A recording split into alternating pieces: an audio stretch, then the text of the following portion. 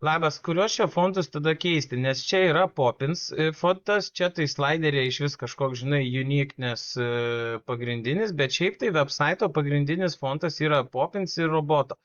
Poppins, man atrodo, eina ant headingų, Roboto eina ant turinio.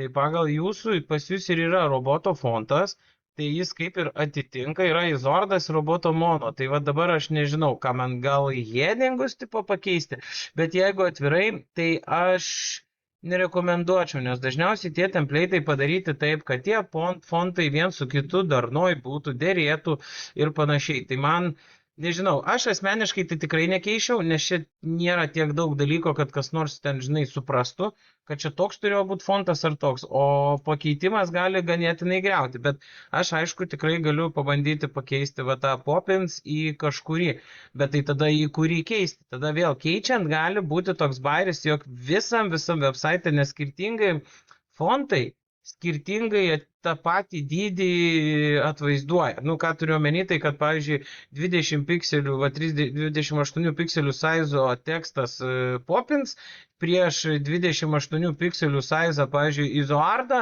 gali būti, kad Izoardas yra dvigubai didesnis, arba ten viena antraja mažesnis, ten per pus, nu, ten 1,5, žinai, karto ir panašiai.